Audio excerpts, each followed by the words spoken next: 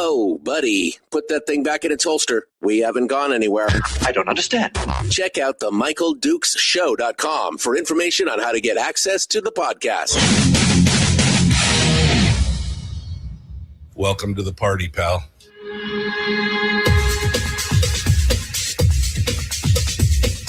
The Michael Dukes Show. The greed and the entitlement is astounding to me. What more could you want from a low-budget radio program?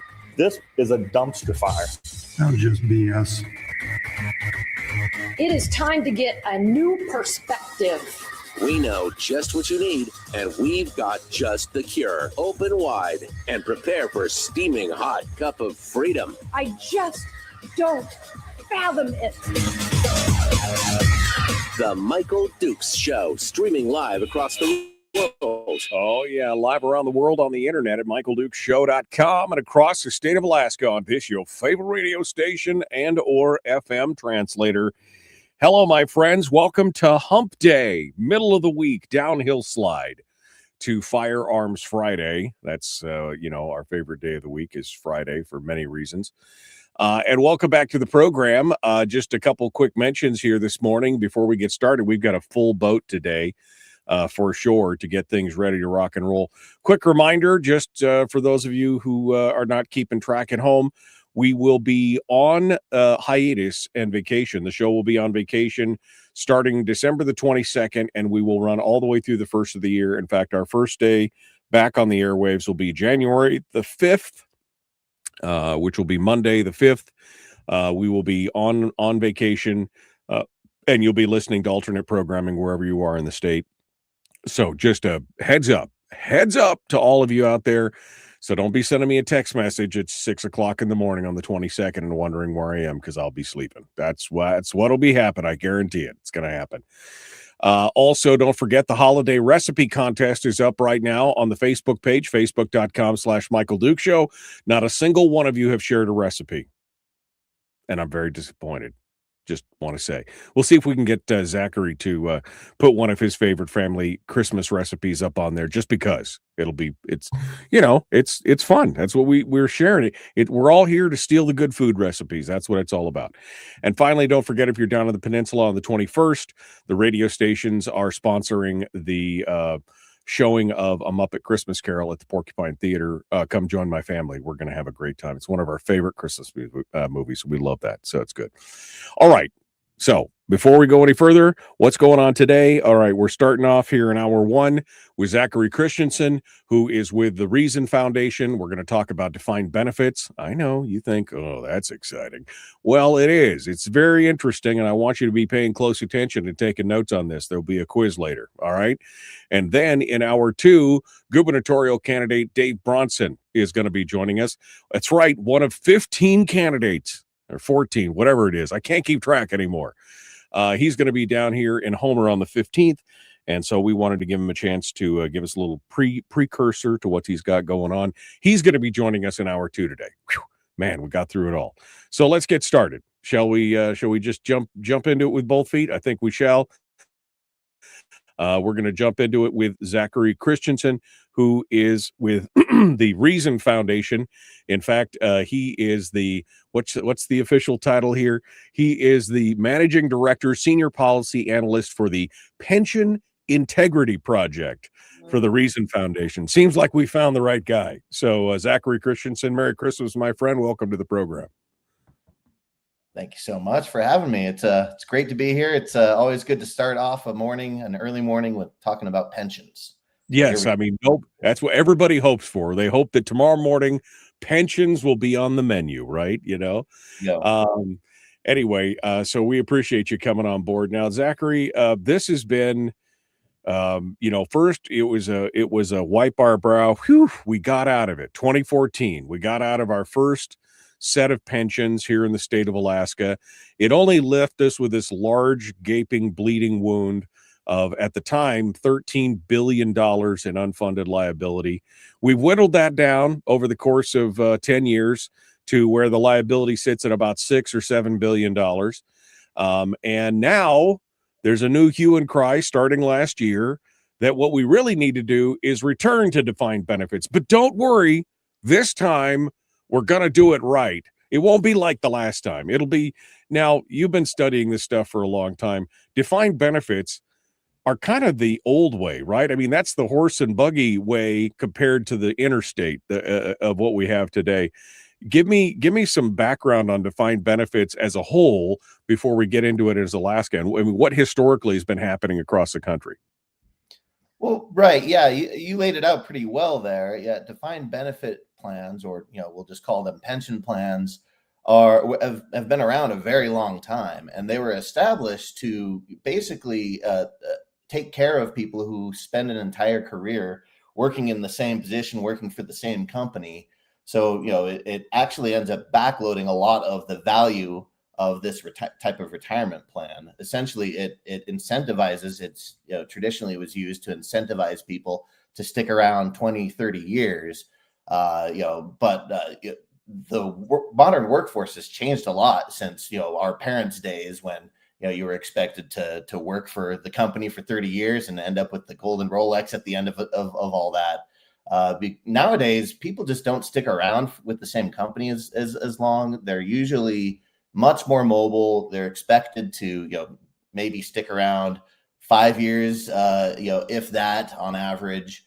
And you're just essentially seeing people not sticking around for the amount of time it would take for the pension benefit to be the optimal type of retirement plan for any type of employee. So yeah, things have changed quite a bit, and a lot of states, the private sector is completely adjusted to this new normal, and people, there's very few pension benefits that are offered in the private sector. The public sector has not done that, has not made that adjustment to the same degree. Now, Alaska, to its credit, made a big jump 20 years ago and made major reforms to modernize their retirement plan to fit that new pattern. But yeah, unfortunately, as you mentioned, it looks like lawmakers are considering undoing all that and undoing all of the progress that's been made for over the last couple of decades on it. Well, and let's talk for a minute about why defined benefits have been abandoned. I mean, yes, there's the change and the shift in the workforce. I saw a statistic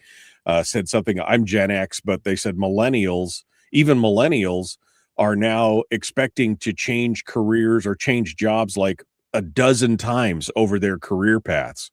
That's the average. I mean, a dozen times over 20 or 30 years. They're not sticking around for very long. That's one thing. But there was also a big monetary problem with defined benefit plans. I mean, the GM had to be bailed out. Delta Airlines had to be bailed out at one point. There was a lot of companies that were using defined benefits that discovered that they were all underwater, because when you promise somebody a benefit in year one, and then you have to deliver that benefit 20 years later, you as a company have no control over what the cost of that benefit was going to be. And one of the reasons why we here in Alaska had such a problem was that it was the healthcare component.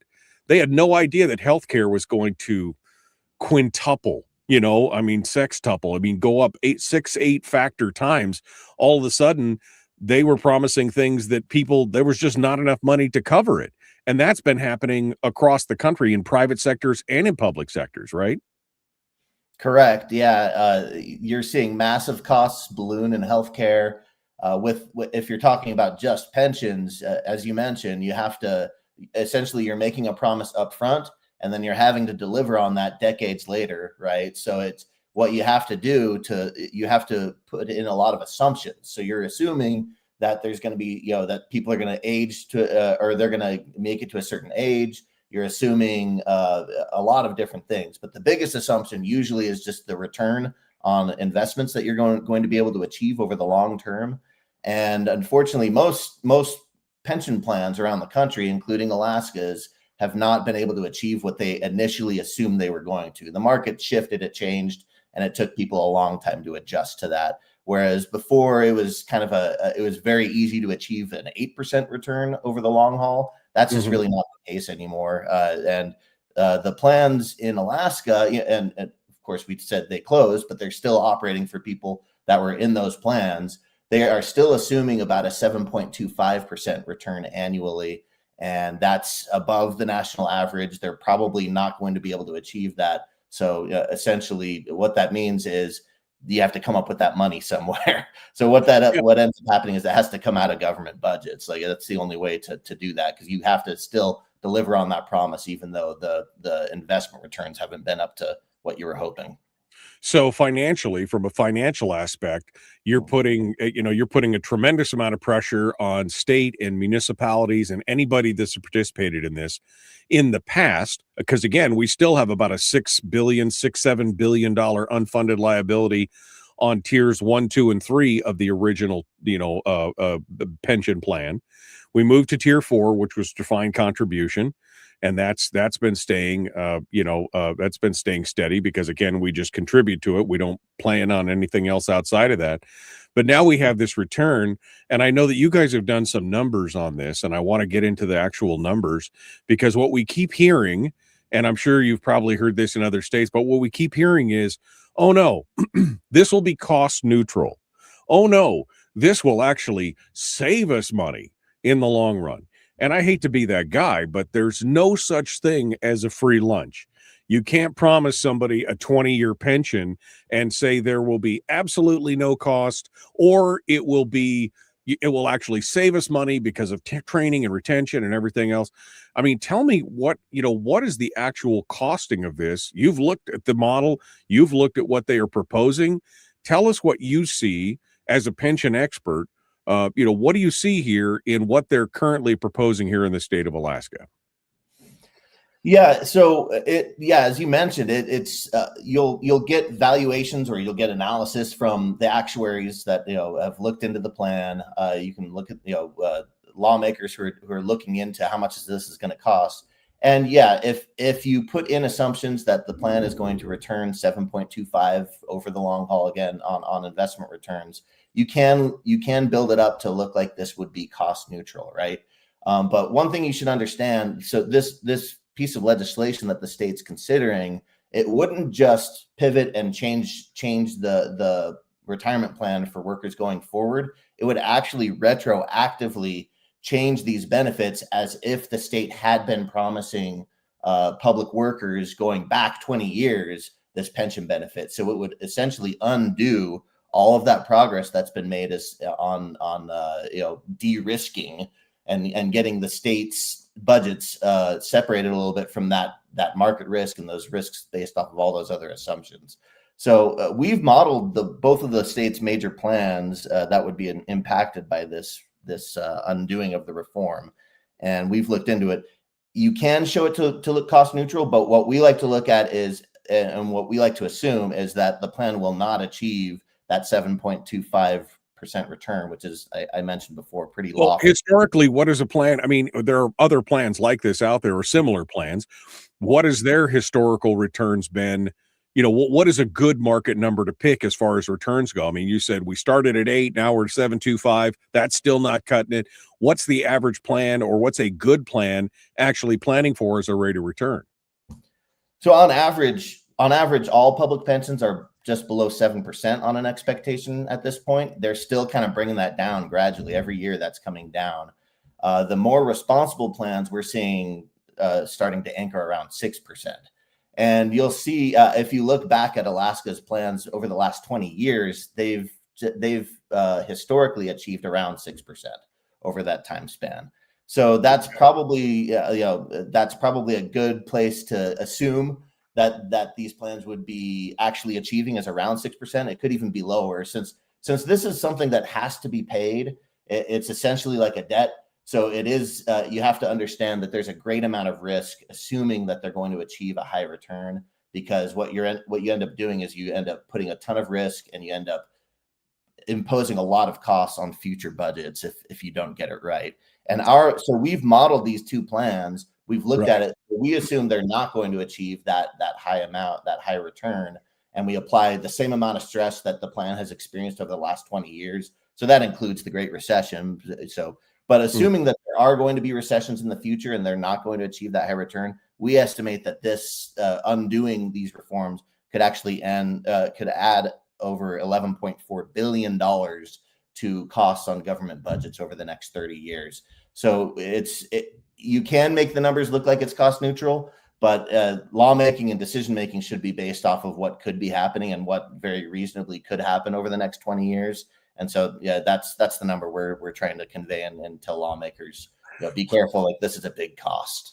Right. I mean, when you're planning this kind of stuff, you got to kind of plan for the worst and hope for the best, not plan for the best and avoid the worst completely, because it couldn't possibly happen to us. Right. It's never, and this is some interesting things. I mean, I'd never heard about the fact that this retroactively changes. We need to talk a little bit more about that, but we're up against the break. Zachary Christian is our guest. He's with the Reason Foundation. He's the senior policy analyst for the Pension Integrity Project, which deals all with pensions. And we're going to continue with that here in just a moment. Don't go anywhere. The Michael Duke Show, common sense, liberty-based, free thinking radio. Will return with more, and Zachary Christensen in just a moment. Don't go anywhere.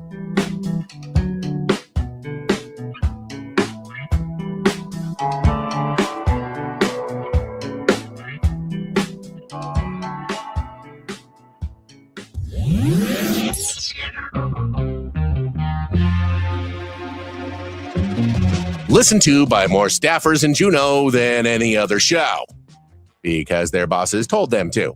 And after what they just heard, oh man, they're going to be pissed. You're a bad, bad man. The Michael Duke Show.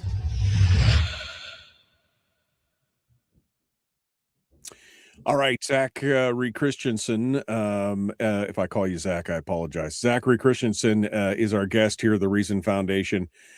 Tell us a bit here, since we're in the break and we hate to repeat ourselves. Tell us a little bit here about the Pension Integrity Project. What is that? What part of that is, what does the Reason Foundation have to do with that? Tell us a little bit about that. Sure. Yeah. So the Reason Foundation, it's a libertarian think tank.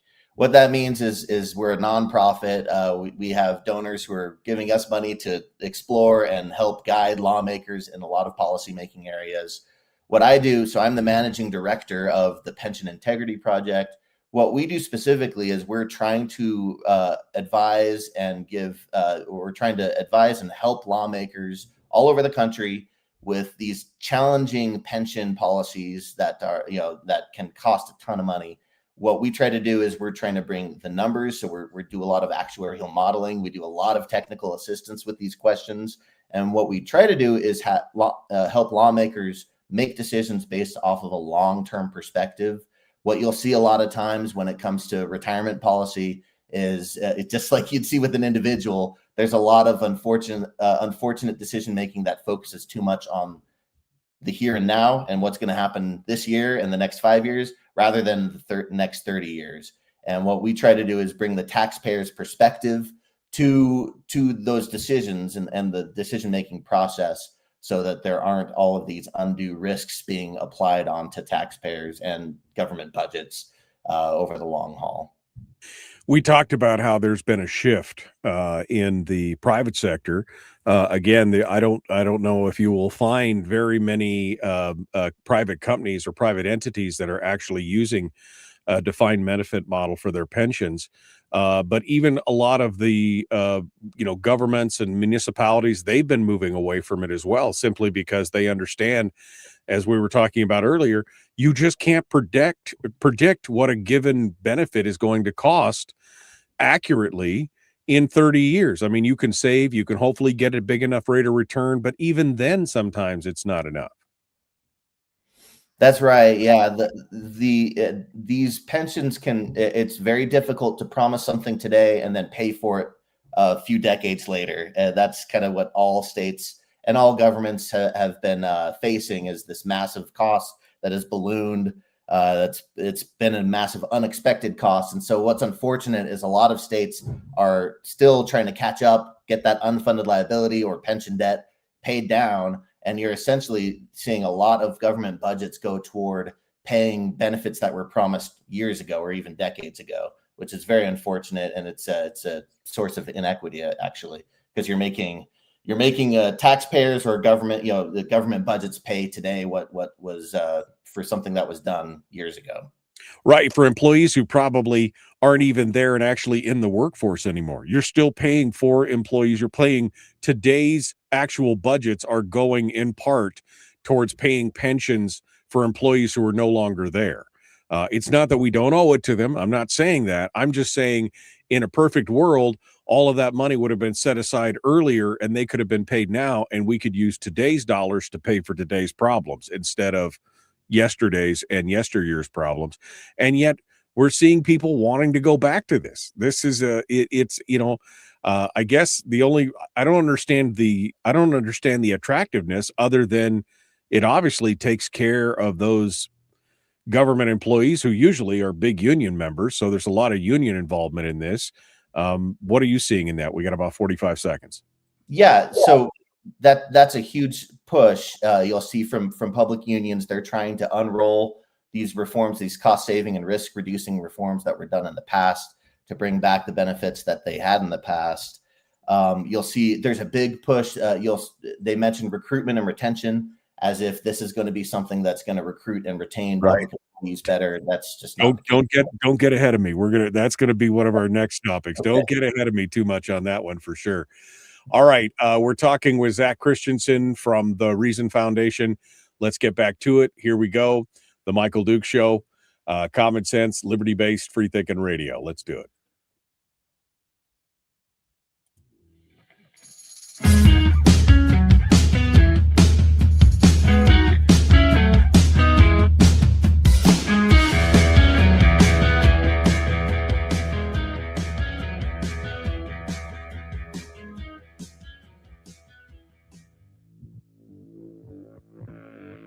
Public enema number one. Oh, wait, sorry. Public enemy number one, which makes more sense. On the other hand, he's a little bit of a pain in the Michael Duke Show. I'm not. I'm a perfect angel. Just ask my mom. She's listening right now with my dad. They're in the chat room with us this morning. All right, my friends, we're continuing on now. Zachary Christensen with the Reason Foundation and the Pension Integrity Project joins us.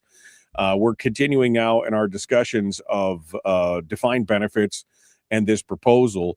During the break, we were just talking a little bit about, one of the downsides to this is that when we do get locked into a defined benefit pension, and there's many states and municipalities who are facing this now, is that they end up continuing to have to pay for these employees years after they've performed their service for the state. And in fact, they're taking dollars from today's budgets to pay for pensions for employees who are no longer there, which again, they owe it. They owe it. There's no doubt about that. But in an ideal world, you'd be spending today's dollars on today's problems or tomorrow's problems, not yesteryear's problems. And that's been one of the main problems with defined benefits, right? That's right. Yeah. Making a promise today and having to pay for it 30 years down the road puts a tremendous amount of pressure on being able to, on making sure that all those assumptions and everything plays out the way you'd want it to. I mentioned before, the private sector experienced all this and had to pivot and adjust due to the undue pressure that this was putting on companies, and the government budgets are seeing that exact same pressure. Essentially, Alaska's budgets are going to a significant part of Alaska's budget is going to pay for those unfunded liabilities, which is just pension debt, which is, debt that was accrued to pay workers from the past, and you're having to pay for them today. It creates a significant amount of inequity because you're forcing today's budgets to pay for things that were done in the past. So it's something that should be avoided. Yeah, and let's talk a little bit about the biggest red herring in the room. The biggest red herring in the room is the state crying, "We have a employee recruitment and retention problem. We can't keep enough employees. We've got problems, but this is the magic bullet this is why people aren't wanting to come work for us, or this is why people aren't staying with us, is because we don't have a gold-plated, golden parachute, we promise you the world retirement system. But if we had that, we could really keep them involved." And that, of course, also is part of their argument about the cost neutral component of it, because then they don't have to assume and eat all the training costs and hiring costs and everything else. Tell me how that's worked out in other places and whether that is really true, because the studying that I've done and the numbers that I've seen don't necessarily prove that out. That's right. Yeah, and we've looked into this as well because that is the primary drive behind this, and a lot of efforts you see nationwide with that on public pensions is they're saying we need this to like we're having trouble recruiting people, we're having trouble keeping people around for very long. This is incurring massive training costs, and they're saying that hey, if we were able to just get this pension back to where it was 20 years ago, all of a sudden we'll be able to attract people. Everything's going to be fixed on that. We've looked around and I really don't buy that this would fix much as far as recruitment and retention. In fact, if you look at it, Alaska isn't really experienced a recruitment and retention crisis of any kind when you look at it when you compare it to other states. In fact, you'll see if you look at the numbers based off of Bureau of Labor Statistics and numbers provided by the executive there in Alaska, they have a turnover of public workers in Alaska have a turnover rate of about 15% per year. And that's actually on par with states like Florida. It's even better than a lot of other states like Texas, Georgia, Utah, Illinois. And, all those other states have pensions. So it's kind of unlikely to me, it doesn't seem very likely that this is going to be a massive fix and all of a sudden, turn around what public employers are seeing in the state as far as recruitment and retention. And, we look at this and again, we go back to who's benefiting from the push on this, right? I mean, I always want to, follow the money, right? Where is this going? Why the big push? And again, you're seeing it here. You've been following the Alaska deal and you've broken that down, but I'm sure you've seen this in other states as part of the Pension Integrity Project at the Reason Foundation. So who benefits? Who benefits in the long run from this, and why has it become such a sticking point for some locations where they want to try and resurrect this monster that ate our lunch in the past? But of course, we promise it's like communism, right? Communism just has never been done right. It'll work, but it's just never been done right. Defined benefits will do fine. It's just never been done right, but we promise this time we got it right. Who's getting paid here? Where's the money going? Who's pushing for this and who benefits? Yeah, great question. It's I think we mentioned before, it's mostly public unions that are really pushing to have this type of benefit.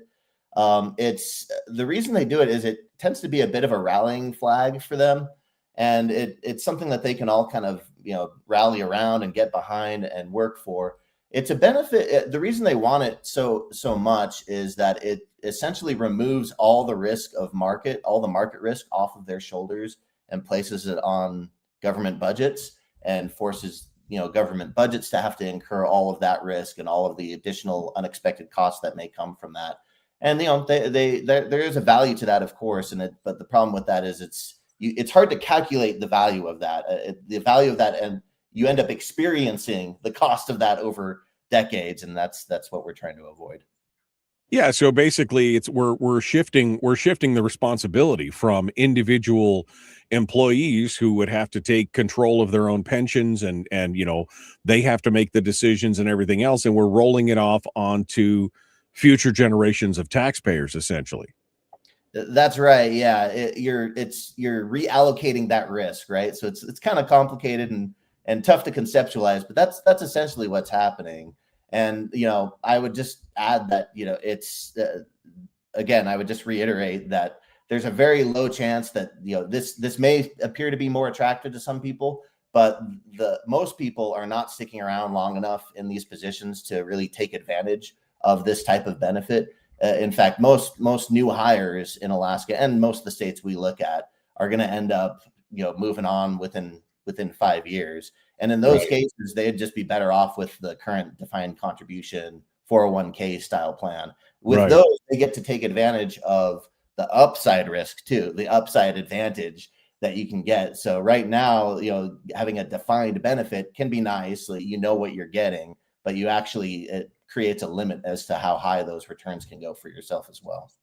Right. And what you've done is in some ways, especially with today's mindset and today's worker, you've taken and created what you think of as a golden parachute, but really it's almost golden handcuffs because they have to stay there for a set amount of time to be able to vest, to get certain things. There's no portability, right? They can't just take it with them somewhere else. I mean, you've really kind of created an adverse relationship with the mindset of today's workforce. Because again, today's workforce, especially post-COVID, has become much more fluid. They care more about, quality of life and time off and experience than they do necessarily about some kind of promised retirement in the end. And they're willing to change jobs at a moment's notice. If you lock them into something like this, you could end up with a bunch of workers who are unhappy that they have to stay another 2 or 3 years to get, it creates other problems. That's right. Yeah. Golden handcuffs is a really good way to describe this type of benefit. It was seen as something to incentivize people to stick around. But, what we're seeing with a more mobile workforce, it's a national trend. It's a big wave that this isn't going to change. And essentially what ends up happening is instead of incentivizing people to stick around, what you end up doing is punishing the majority of new hires, because it is unfortunately a zero-sum thing. By backloading all these benefits to advantage people that are sticking around for 30 years, you're actually putting the majority of those people who are just going to be around 5 to 10 years at a pretty significant disadvantage. Right. Well, and I want to talk about that because this is the first time that I'm hearing about this component of it, that this would retroactively affect. You're saying that anybody that's gone to tier 4, the defined contribution plan, you're saying that this would retroactively affect all of those workers? That they're going to try and apply this to everybody that's been working since 2014 when we made the change. How is that even economically possible? Because you've already given them money for their defined contributions, and now you're going to convert all this to a defined benefit. There has to be a tremendous amount of cost involved in retroactively doing this. And how is that even possible? Well, in government, all is possible, unfortunately, we found, but yeah, that's essentially what it would do. It would take all of the people that have been, in that plan, building up their own account in their defined contribution plan, and it would transfer them all back into the pensions as if they had been accruing pension benefits that entire time. How can it be done? They do the math, but all of that math is based again on that 7.25 return assumption. What that means is, and this hasn't really been done to this scale in any other states, the switch back to a defined benefit plan. And what we're trying to warn lawmakers and everyone who will hear us out there is that this creates a tremendous amount of risk over in just one single unrolling of a bill. What you'll see is if, for example, next year the plan decides, hey, okay, we give up, we're not going to be able to get 7.25, we're going to switch our expectation to 7, which they should do, by the way. But if they were to do that overnight, you're going to see a massive amount of unfunded liabilities or pension debt created or discovered that is going to immediately be imposed on state budgets. Right. Because again, these people over the 10 years, the tier 4 people in the defined contribution plan, this tranche of people, however many thousands of people that is, because it's going to be state and it'll trickle down into local and municipal governments as well. It's a significant number of employees. I would estimate probably 20 or 30,000 employees. You're going to say, we've been paying you for 10 years on this model of defined contributions where we've contributed. Now we're going to flick a switch, and we should have been putting money away for the last 10 years to fund your pension when you retire 10 years from now, because you're 10 years into a 20-year retirement. And now that would put us so far behind the 8 ball to be able to guarantee those benefits at the end. I don't know how you even come out of that. And anytime you're dealing with talking about the cost of pensions, it's, in the billions, you're talking about a lot of money. And again, we estimate that this, if depending on what ends up happening in the market over the next 30 years, we estimate that this would be an $11.4 billion price tag on undoing all of this. And yeah, it can be very pricey, very expensive. And, I hate to bring it up, but, this is the size, the type of expense of this size is the kind of thing that can have a massive impact on the state. It's the kind of thing that would maybe, if there's anything that would bring up taxes for residents and citizens of Alaska, this is the kind of thing that would actually bring that that about. Well, yeah, because we would have to. Again, we still, I can't reiterate this enough. We still owe almost $7 billion to the first three tiers. We're Right. still paying off $7 billion, and you want to add billions more? When next year and the next 10 years going out, according to the governor's forecast, we're already $1 billion in the hole every year going forward for the next 10 years.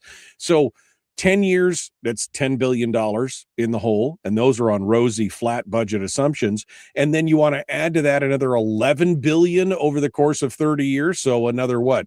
Another 3 or 4 billion every 10 years. I mean, it's clearly unsustainable. Clearly unsustainable in that regard. Final thought before we go to break. Yeah, it's something, again, I've mentioned several times. It's something that companies that have to deal with the consequences of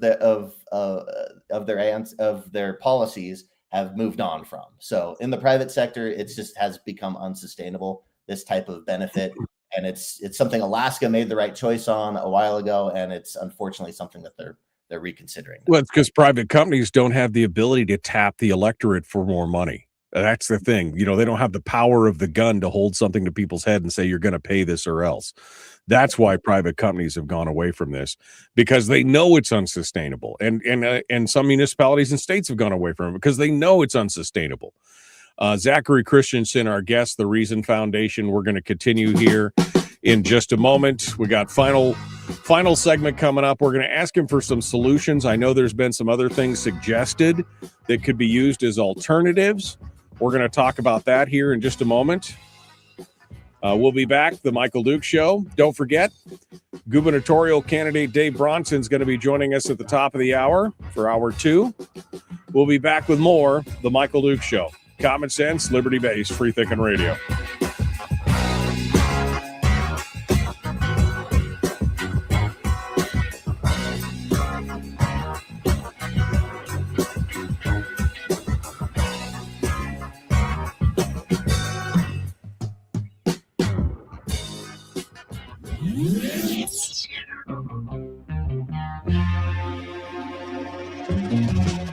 Running on 100% pure beard power. Oh, also some coffee.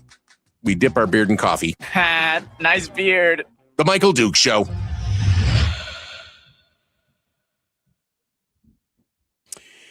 Okay, we are in the break right now. Zachary Christensen is our guest.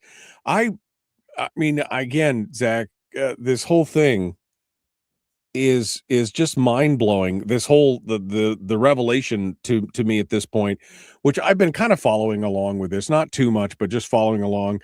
I was there during the last, when we went through and we switched from defined benefits to defined contributions, and I thought, man, we made it, because I mean, $13 billion, man, that was going to be some serious problems there, especially since at the time, I think the permanent fund was only worth about $40 billion at that point. And the fear was, of course, that some judge was going to say, you got to tap that fund. Mm-hmm.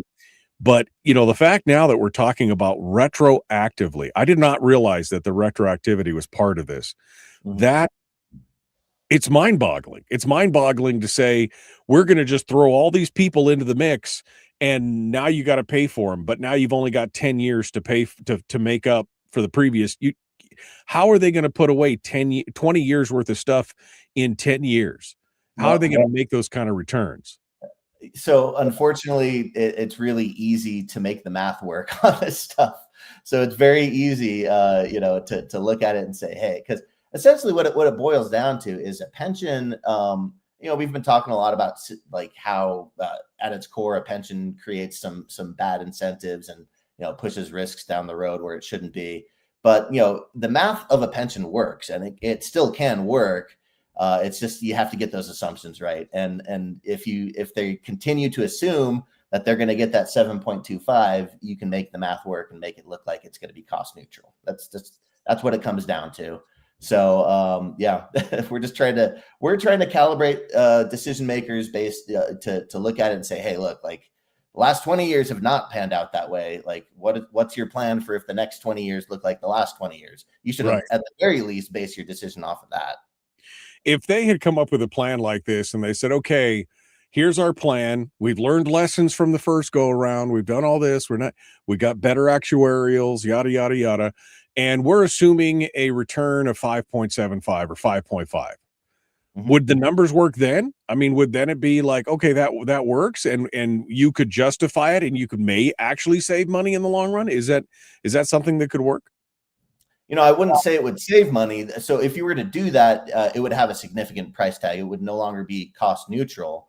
But that is something that could work if lawmakers decide, yes, this is going to have this additional cost, we're willing to pay that. That can be done and it can be executed. So we've helped establish pensions in a couple of different states just like that are much safer. They impose much less of a risk, and it shares the cost between the employer and the employee in a more balanced way. This legislation in Alaska would do that. To their credit, it would help share the responsibility of any future unexpected costs between employer and employee a little bit more than you would see, or at least more than they did in the past. So there are some elements in this that would help a lot with that, but it's not going to be cost neutral. And the cost of that they should be very forthright about the cost of what that could cost if it were a 6% or lower return, and they should try to pay that down. The problem is you're basically putting it on the credit card, if you don't pay them up front. Yeah, because again, we're already upside down. We're already living off the credit. We have spent over the last 10 years, that same 10-year period, we have spent $18 billion from our various savings accounts because we can't live within our means, and there's no more pots of money to draw from. That's part of the problem. That's why we're looking at these billion-dollar deficits. What well, I'll save that for the return to radio here. I don't want to repeat myself. MD, could Zach talk about the feds getting off the defined benefits for employees and also the military blended retirement? Are we seeing some similarities here and some parallels? Yeah, so the federal government has an interesting setup for their retirement plan. They do a bit of a hybrid, so they have some elements of a pension, but they've significantly de-risked that pension benefit to a degree where it actually works. So that goes to that reflects what we were just talking about, where if you put the assumptions in and be a lot safer and a lot more conservative with what you're expecting as far as returns and all the other assumptions of these defined benefit plans, you can make it work and it won't run off the rails. So it can be executed. It's just tough to keep lawmakers disciplined on that type of thing. Well, again, because they're not using their money. That's why it's tough to that's why it's tough to keep them run, because as long as it's not their money, hey, they're fine with it. We'll take care of those people. That's the thing. Miguel says the government shouldn't be your sugar daddy, so stop trying to spend other people's money. I mean, that's the history of government, right? Spending other people's money. It is their bread and butter over there for sure. All right, we're 20 seconds out from returning to the radio. Zachary Christensen is our guest. This has been a fascinating conversation, and I just feel like we're hurtling headlong towards the cliff, and we can see it, and we're just along for the ride. We don't have our hands on the wheel. That's what it feels like right now. I'll be honest with you. Here we go. The Michael Duke Show, Common Sense Radio.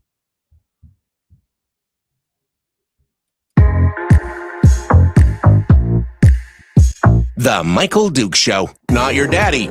Wait, sorry. Not your daddy? Ooh, not your daddy's talk radio. Huh. Whew. I was scared for a second. Thought we were going down. Here's Michael Dukes and the show.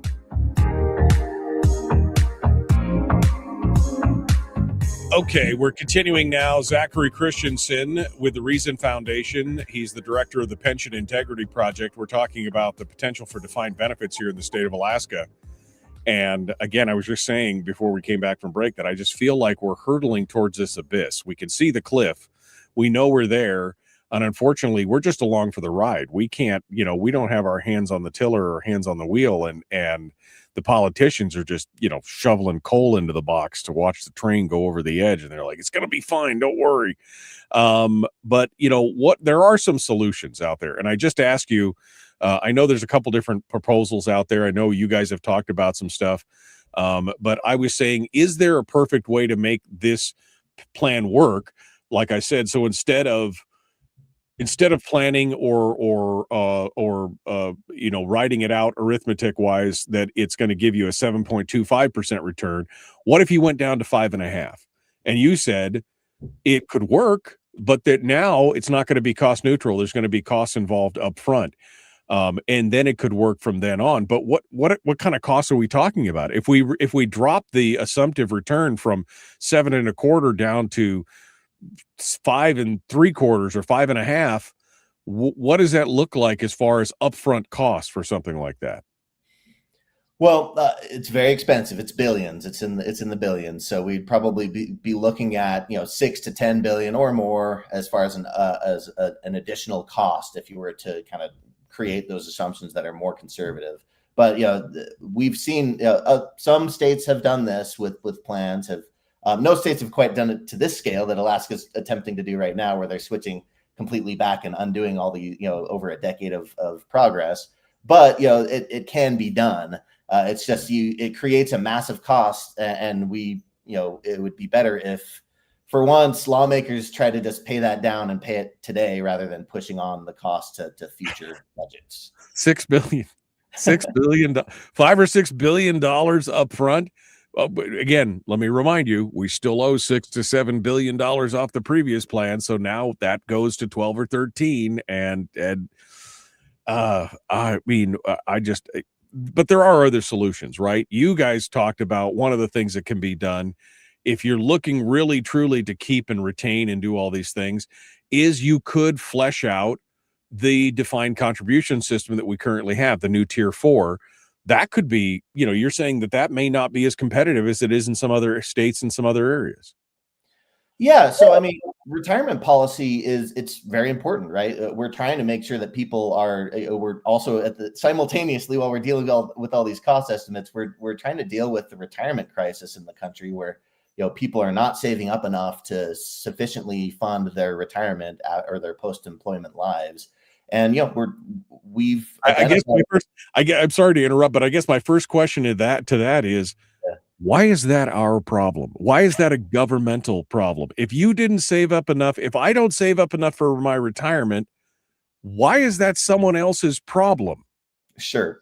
I mean, trust me, we're coming from a libertarian think tank that we understand that idea as well. It's really up to the individual. I guess our thinking of this goes to the fact that we've seen that if there are people struggling, so let's say a significant portion of the population hasn't saved up enough, they're left to their own decisions, and they didn't sufficiently save up enough money to survive after their employment, and they've gotten to an age where they can no longer work. What you'll see is the public doesn't really have the appetite to just let those people, and they really shouldn't, because that would be pretty inhumane to just let those people suffer. So essentially, to some degree, the government's going to end up paying for it down the road one way or another. So we're at least trying to get them to do it responsibly, where the costs are transparent up front, and we're doing it the right way.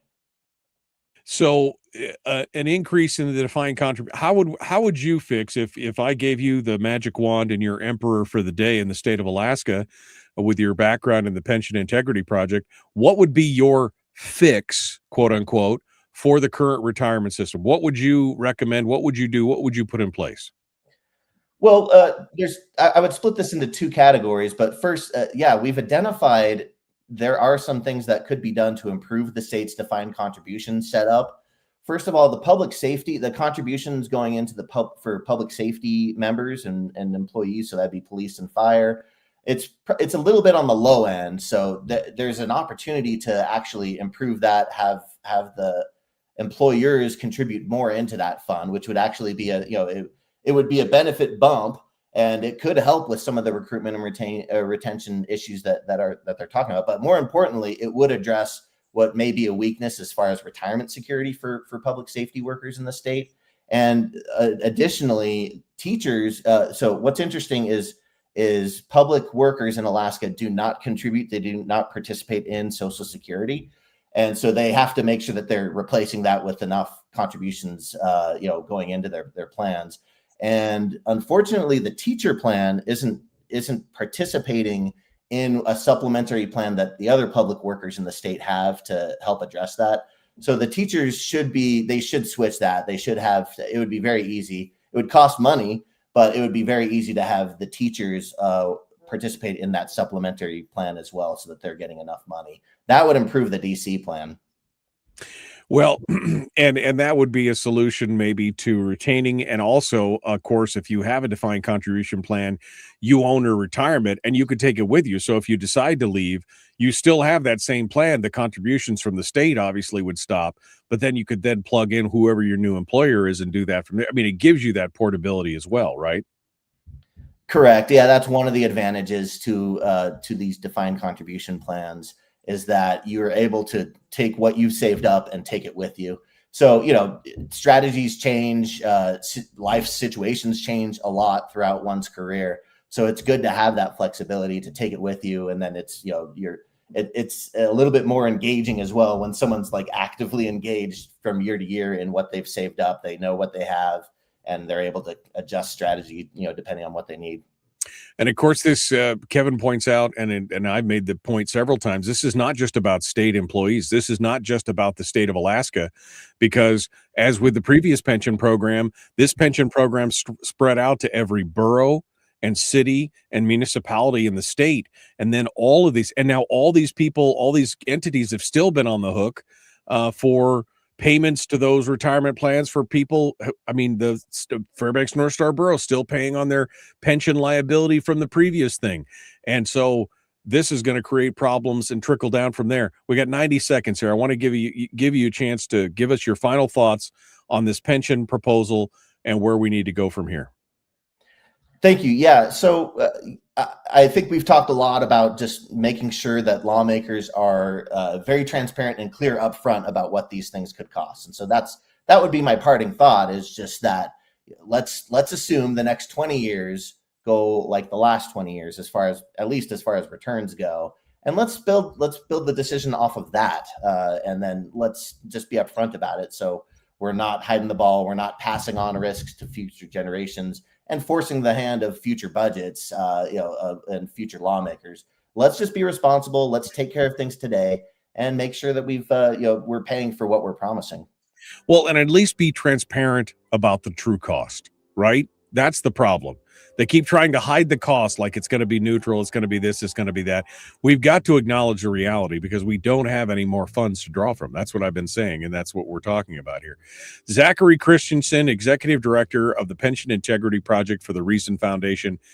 Thanks so much for taking the time out today. This is a fascinating conversation, and I reserve the right to call you back and bug you about it. I appreciate you coming on board. You bet. I appreciate the time, and feel free to call anytime. All right, hold the line for just a second. Folks, out of time. All right, I want to give you a final bite at the apple here, because this is, again, how many states have made this mistake, Zachary? And you keep saying not to the extent Alaska is kind of going overboard. Alaska is trying to reverse 10 years of progress with this new defined contributions plan.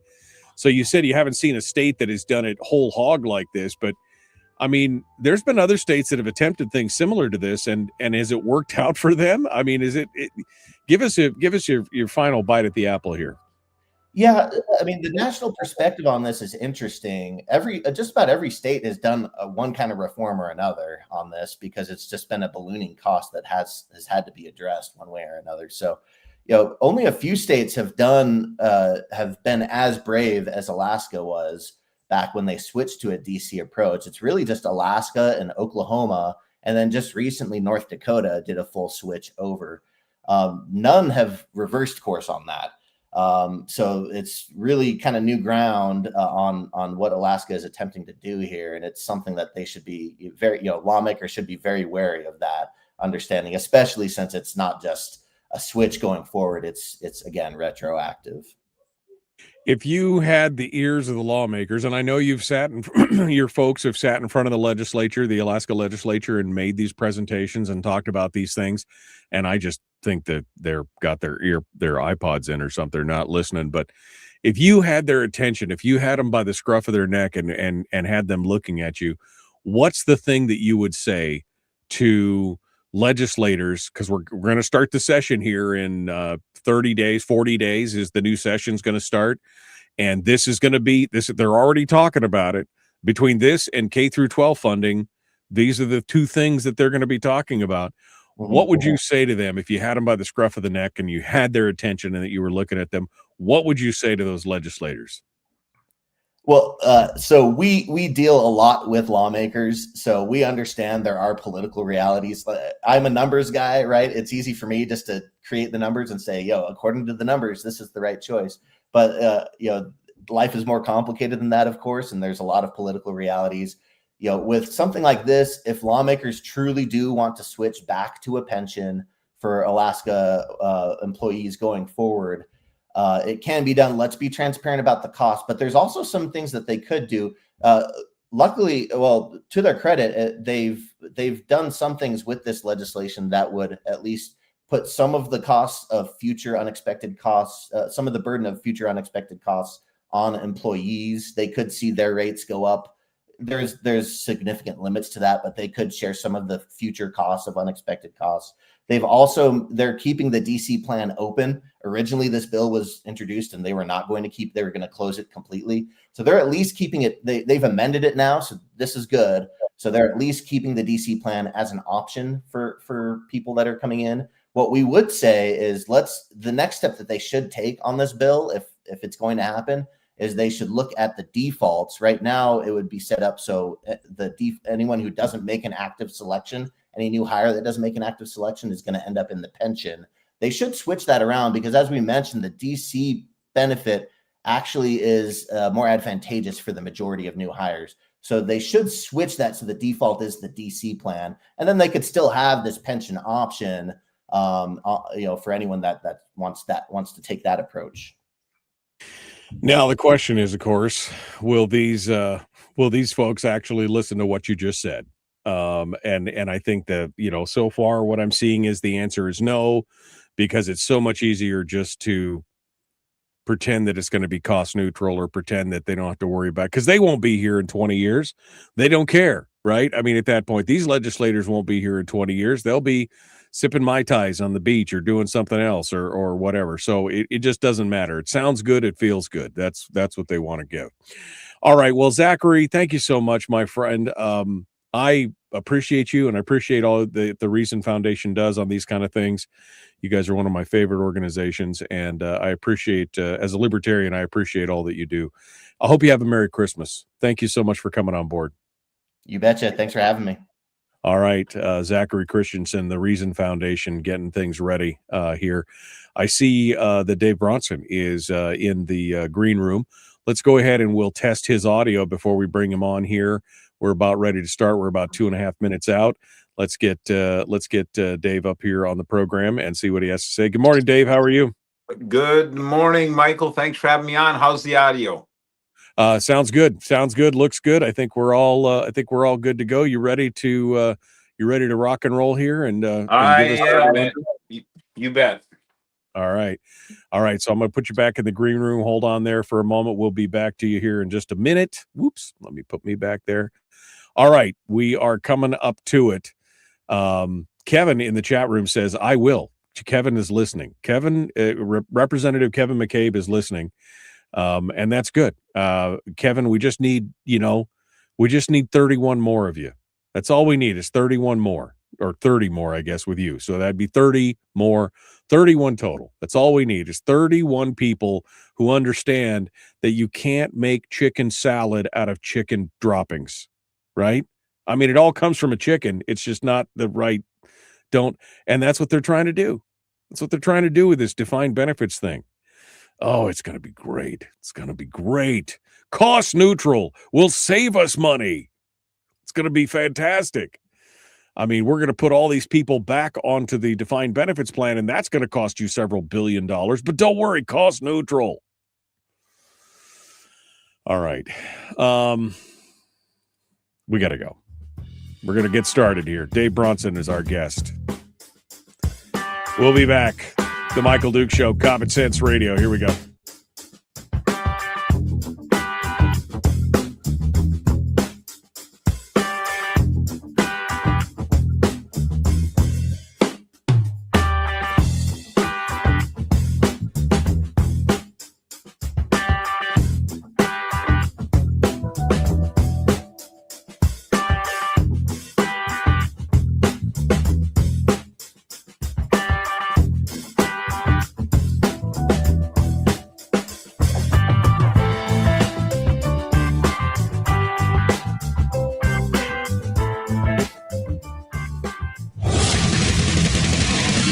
Whoa, buddy, put that thing back in its holster. We haven't gone anywhere. I don't understand. Check out the MichaelDukesShow.com for information on how to get access to the podcast. Welcome to the party, pal.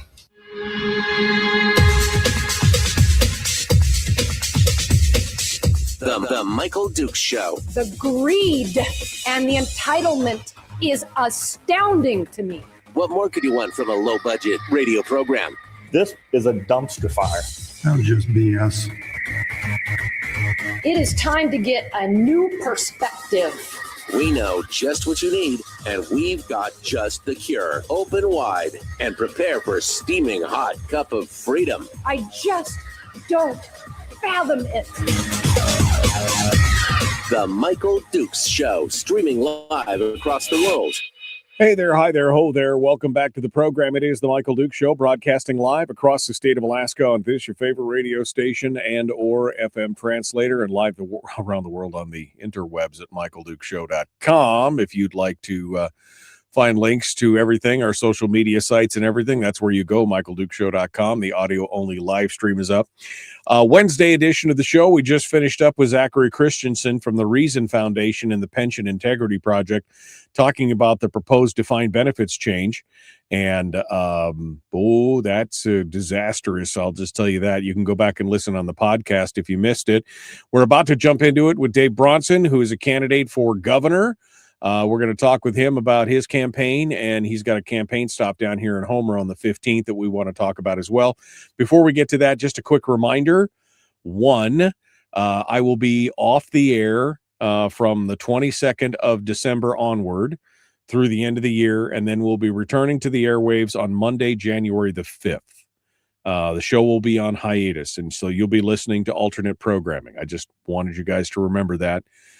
Just because everybody seems to forget. So I will be out, and we'll be back. We'll be back. It's going to be great. Second thing to mention is that our holiday recipe contest is up and running right now. And you've got to, all you have to do is go to our Facebook page, facebook.com/Michael Dukes Show. The pinned comment at the top of the page, the first one or two comment, you should see it. It's a big picture of a big dinner, big Christmas dinner. We're looking for your holiday recipes, your family's favorite secret, the one that grandma said never give out. We're asking you to give it out. And then you go and vote for the recipes that you could look through. You could steal them. And then whoever gets the most likes on their recipe is going to win unless somebody just puts a bottle of wine. And then I know that's going to get a lot of votes. Okay. I mean, it is what it is. So, but anyway, go out to the Facebook page right now, because as of yesterday morning, nobody had dropped a recipe yet. It'd been a whole day and nobody put a recipe down. What's up with you guys? Don't you want to share the love? Share the holiday spirit? That's what it's all about. All right. That's it. That's the housekeeping for today. Let's get back to it. We're going to dive into it now. We're talking about state politics, and we're talking about the race for governor. 14 candidates. Oh, my God. It's a crowded field out there. 14 different candidates on the field, and we've got one here probably with some of the highest name recognition in the state. Former Anchorage Mayor Dave Bronson joins us this morning to talk about his run for governor, and we're going to just dive right in with both feet. Good morning, Dave. How are you? Michael, good morning. Thanks for having me. Well, thank you for coming on board. Dave, this is a tough time for the state of Alaska. This next session, now you're going to be running, this next year. And so you don't have to deal with this session, but the follow-on sessions, the following fiscal years right, also are looking pretty doom and gloomy, Dave. $1 billion deficit every year, moving forward for the next 10 years, according to the governor's forecast right now. And that's the way it's been for the last few years. And there's no more money. What are you thinking, jumping into this? This is a tough deal. This would be a tough time to be governor. Why do you think that you want to do this right now of all times?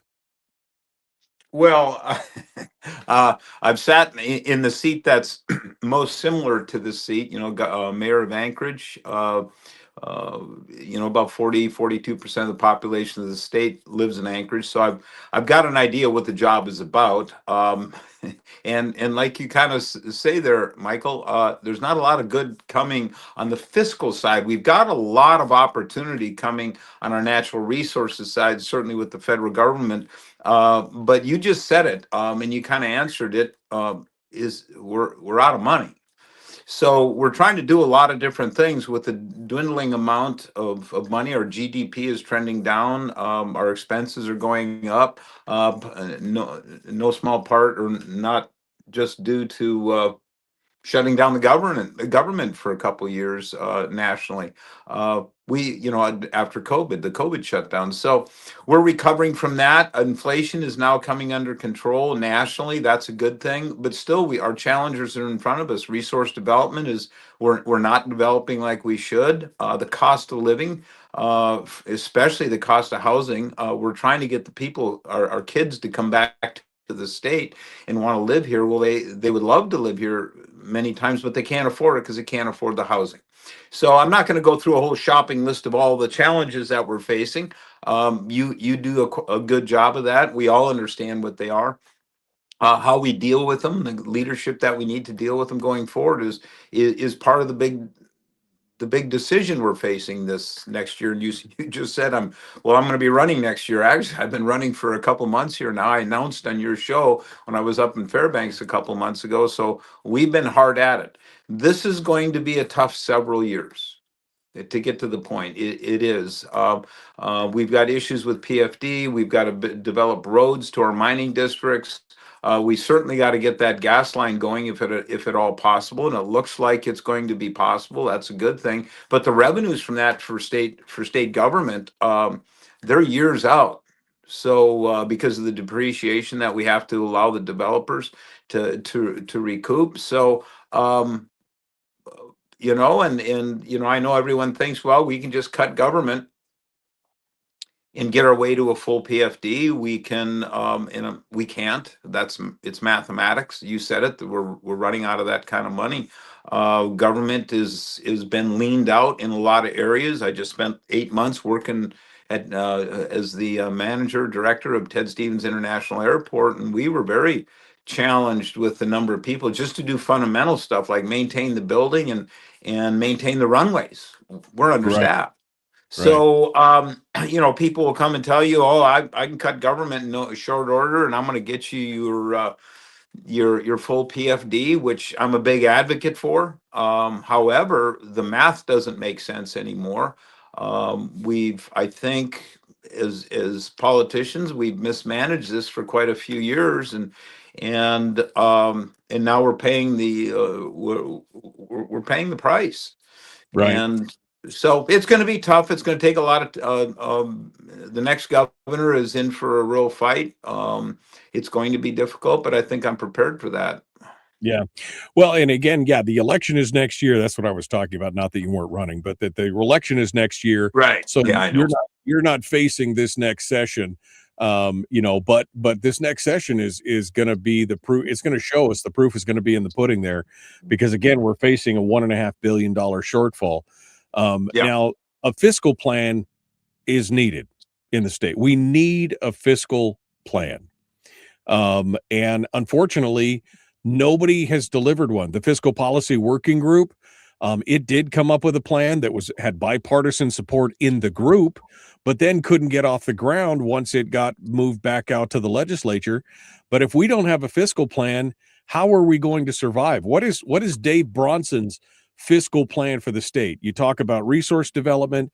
You talk about we can't cut our way to success, but is there parts and components of all that can be put together? What is Dave Bronson's fiscal plan for the state to try and pull us back from this brink here?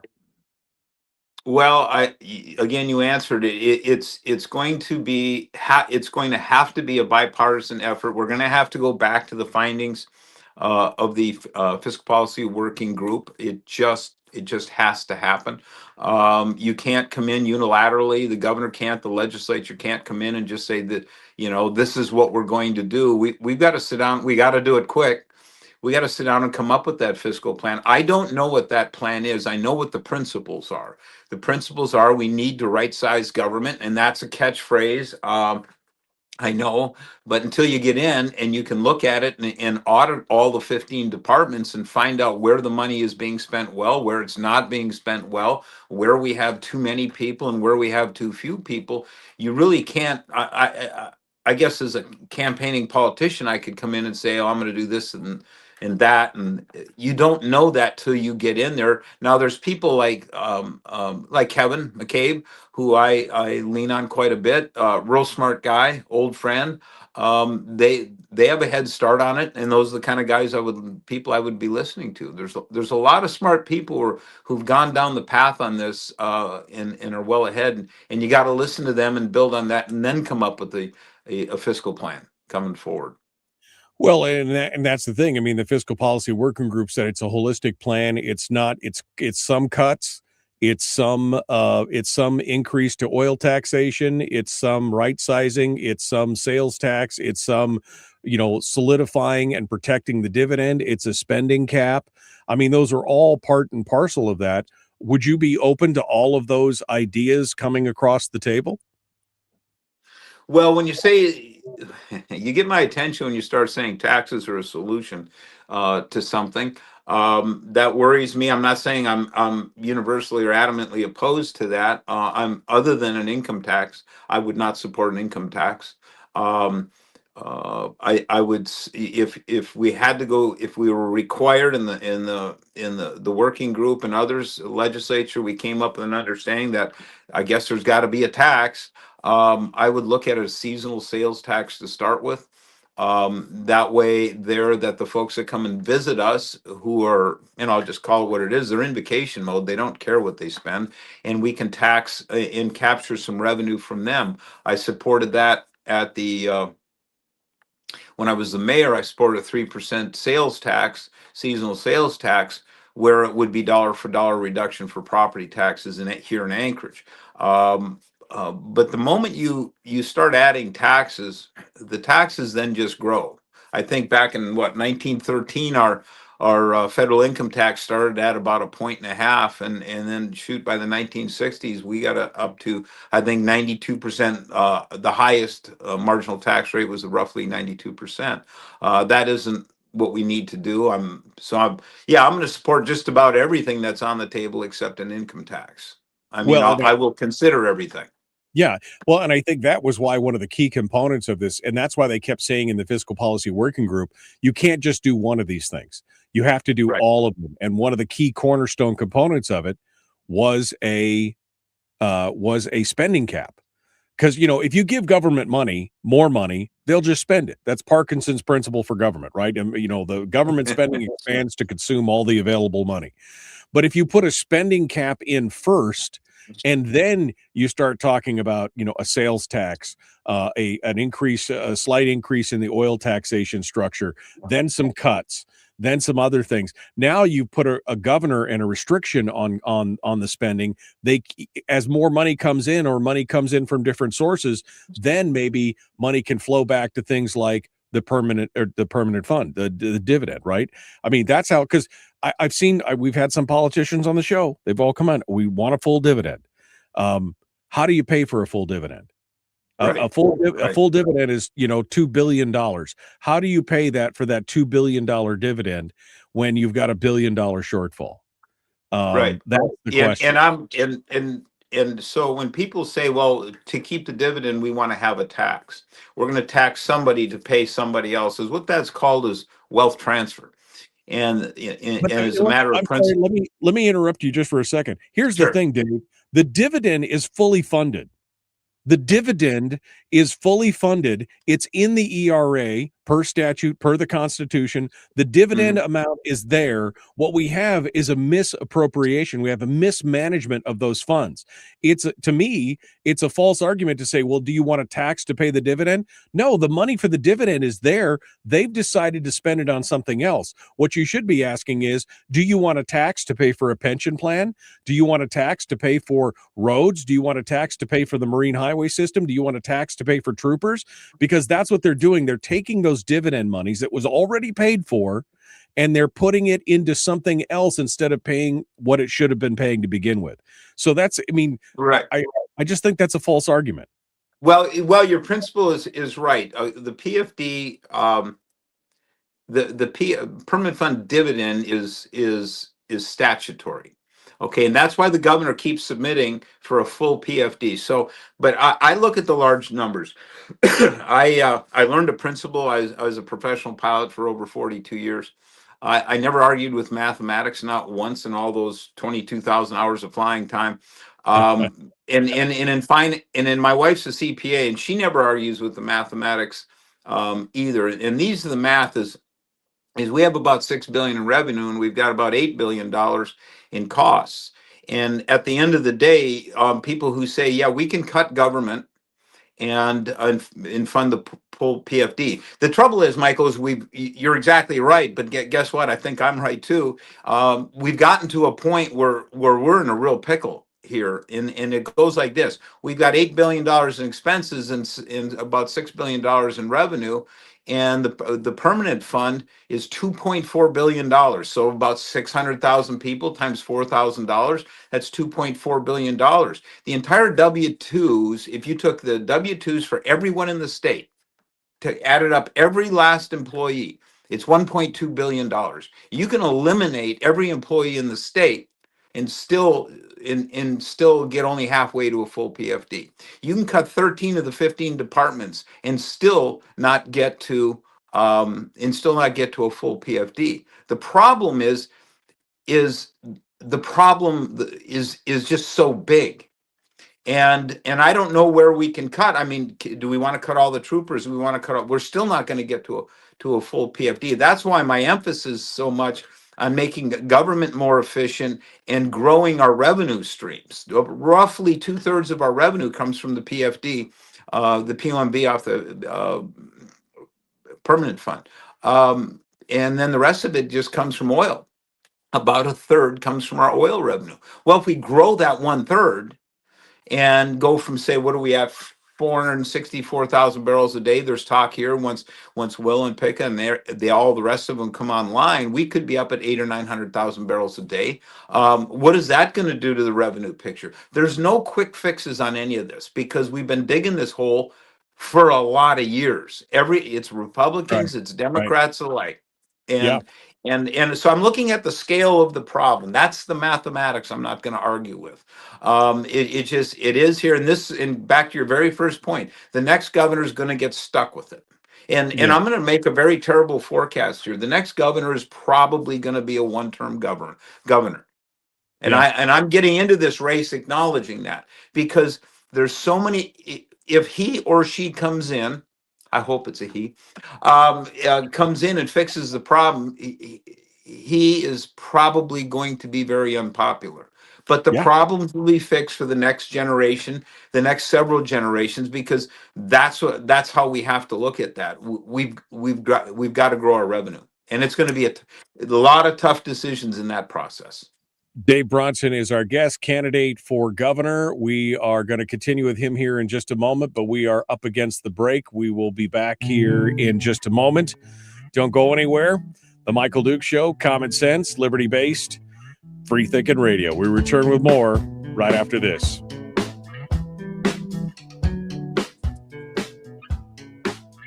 We're broadcasting live through a series of tubes, allowing all of these entities to provide streaming stuff going on the internet. Well, it's kind of hard to explain. Sorry. Streaming live every weekday morning on Facebook Live and MichaelDukesShow.com. You know, Dave, what we really have here is, and I said this for years, we used to, it was always being framed by politicians as that, what we really have here is a revenue problem. And I'd say, well, no, what we really have is a spending problem. But now we've had a spending problem for so long that we've created a real revenue problem. And that's why we can't go backwards on $2 billion, because it would, probably crash the economy. But there are so many different things that could be done. We talked about things like zero-based budgeting. We talk about things like, Kevin McCabe's in the chat room. Kevin and Mike Shower and some other legislators this last year, they tried to get positions that were funded but not filled in the state and had been some of those positions for years. They tried to get those defunded. Like, let's put this money back in the general fund. And you thought they were trying to kill children in the streets. I mean, they were caterwauling. Oh, you can't do that. You got to. I mean, we have a hard time cutting a nickel out of an $8 billion budget when it's very obvious that there are some easy ways to cut. Will Stapp in Fairbanks, he had a program that had been running for 4 or 5 years. It only cost like $50,000 a year, but it literally served no one.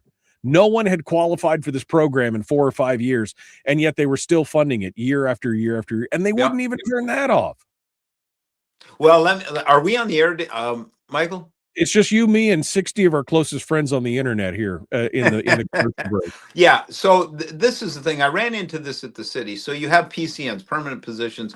And so every year the city does it, the state does it. They budget for the number of PCNs that they have, the number of permanent, whether they are filled or not. So this is kind of the dirty little secret. They're creating all these little accounts. So you let's just say you have a department, there's 100 people in a department. So, and that's the number of PCNs, I should say, the number of positions, but you can only fill 60 of those positions. The money that was budgeted for those extra 40 positions is treated as a slush fund, and they can transfer it between the 5 different accounts. So there's the 1,000 accounts, the 2,000, and all the way through the 5,000 accounts. That's the account number, the 5,000 series and the 1,000 series. And at the end of the fiscal year for the state, so in late June, May, June, is what they'll do is they'll start transferring money around, so where they have a surplus, and from a surplus to an account or a function that has a deficit. And it makes their accounting way easier because they say, well, we'll just wait till June. We'll fix it in June. The city did the same thing, different fiscal year, but they did the exact same thing. That's why an audit is so important, because you don't know.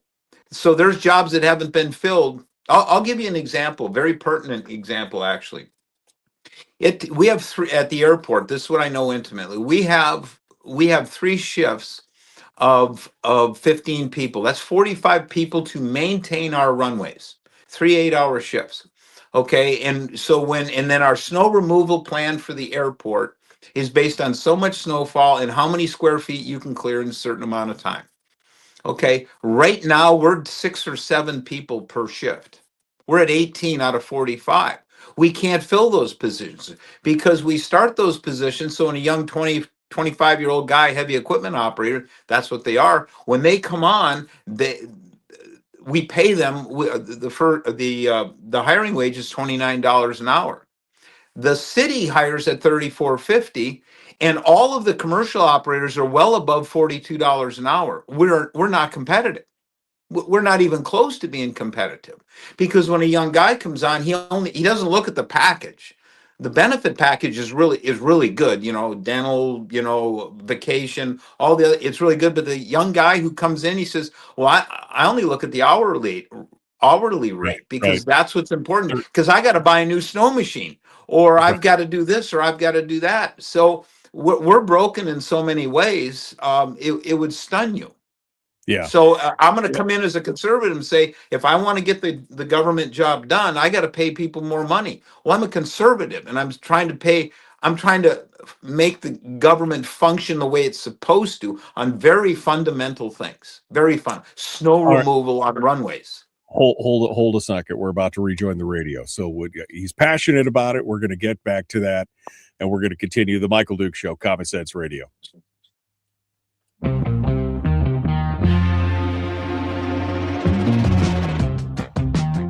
The Michael Duke Show. Seriously humorous with a pinch of intellect. Sorry.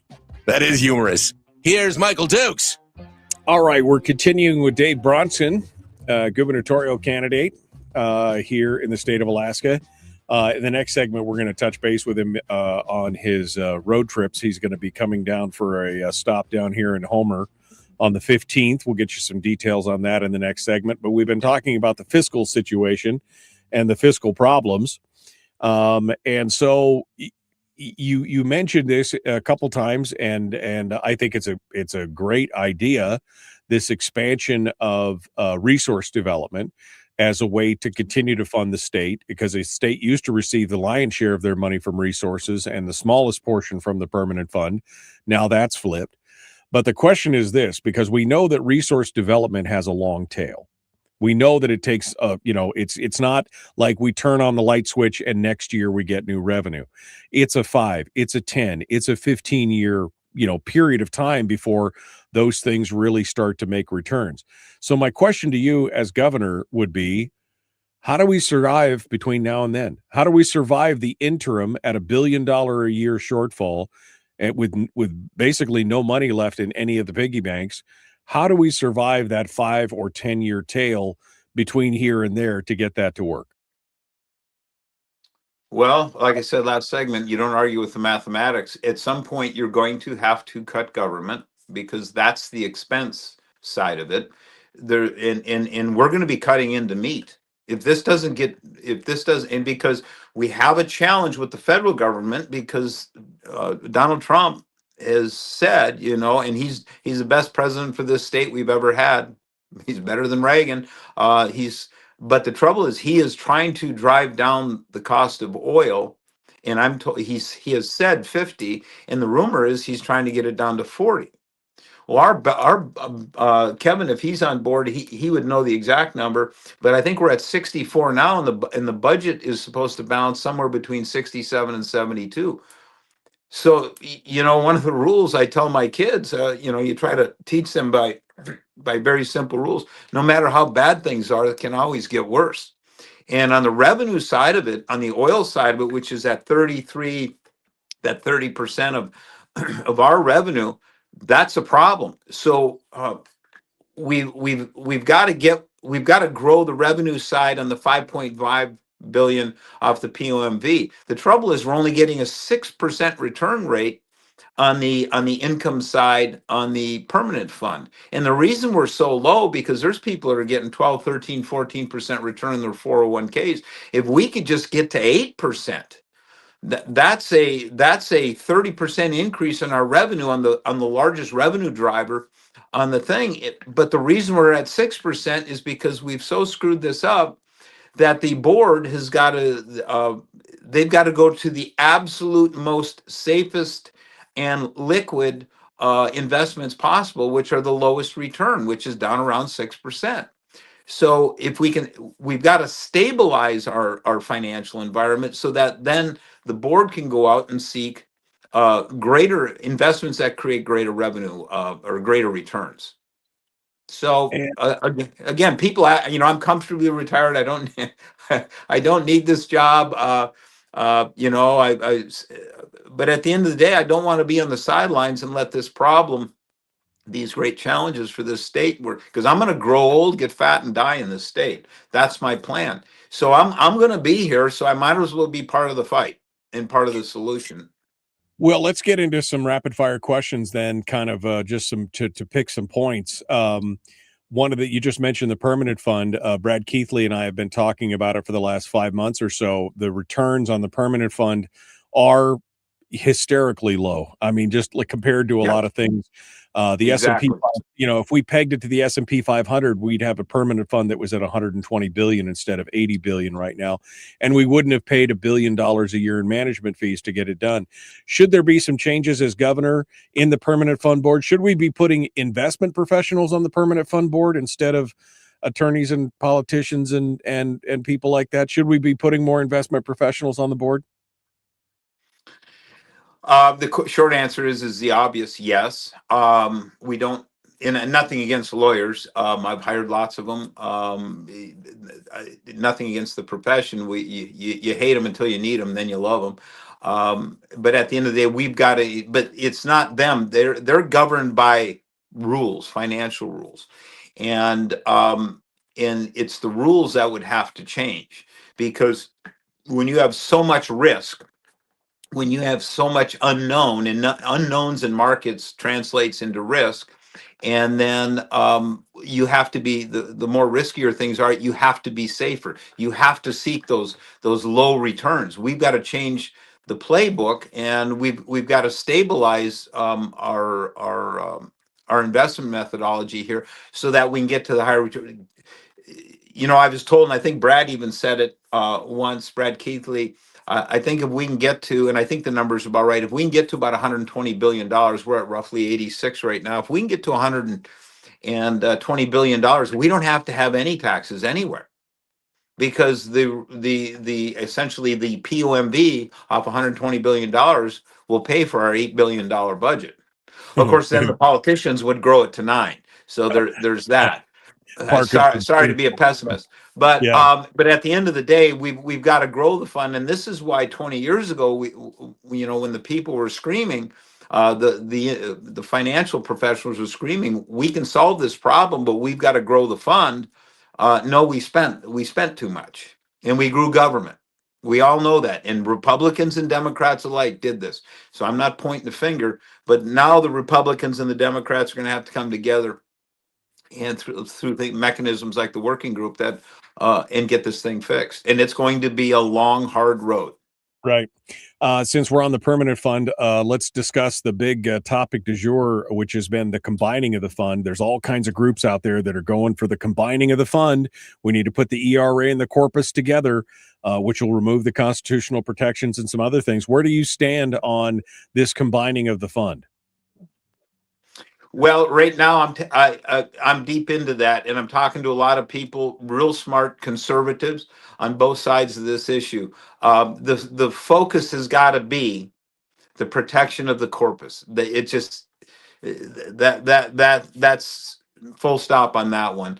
How we get there, I know Ethan Schutt over at the corporation is advocating in his most recent letter, circular number 10 that he put out, which was we need to get to that because he's worried about the corpus. So he's advocating for the sovereign wealth fund methodology. It's called called the Harvard plan. And he's advocating that because he wants to protect. He doesn't like that the ERA is this conduit, which is a big sucking sound out of the principal.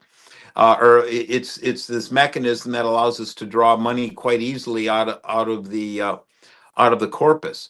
At right now, I'm leaning towards supporting the merger of the funds, but I can be dissuaded off that. So I haven't finished my conversations on it yet. So you know, I would imagine in a month or so, as I dig even further into this, I would have an answer.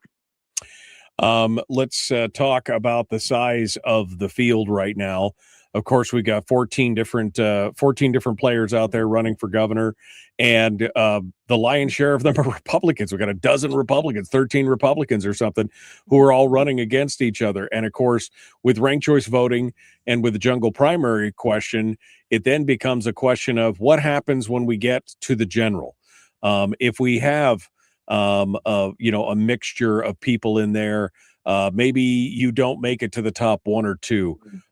Are you committing to supporting the top 1 or 2 or bowing out, or what is your plan if you aren't in the top 1 or 2 of the jungle primary and you end up being there in the four play? Maybe there's a Democrat that could benefit or something. What's your position on staying in the race once the primary is over?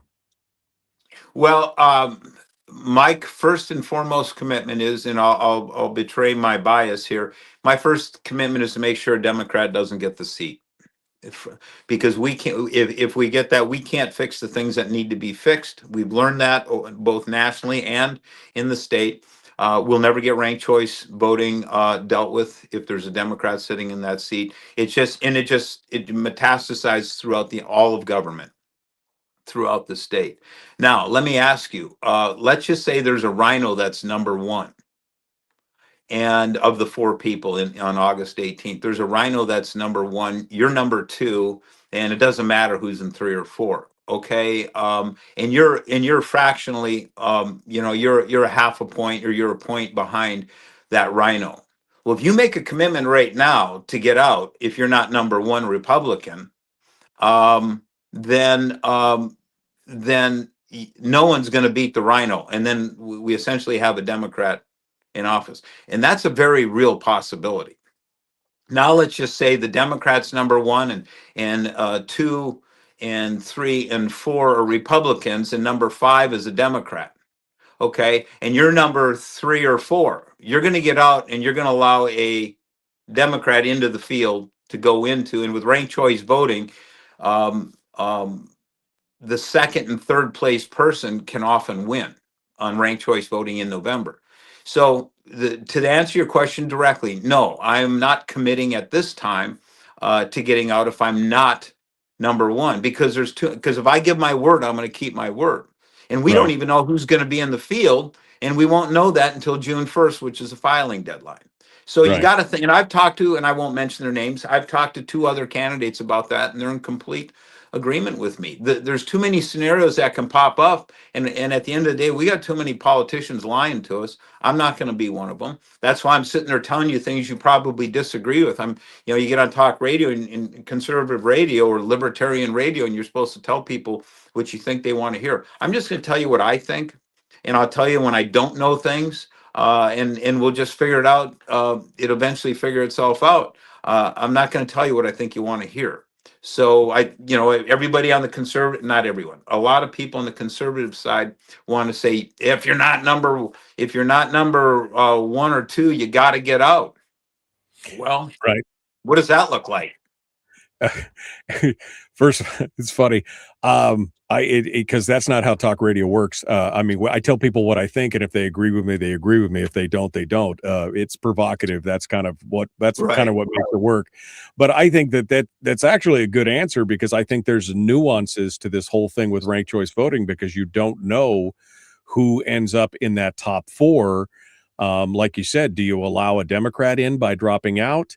Do you empower somebody who is less of a conservative if you drop? I mean, the Mary Peltola, Nick Begich, Nancy Dahlstrom thing was pretty obvious that you needed somebody to drop out there so that they could go back up against Mary Peltola.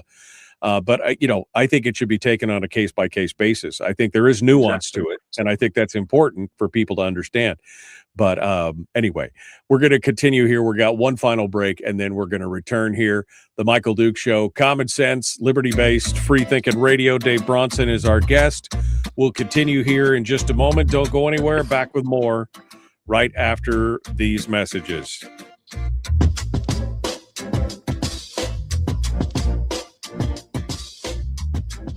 If you missed the show, you can listen to it on your time with Dukes On Demand.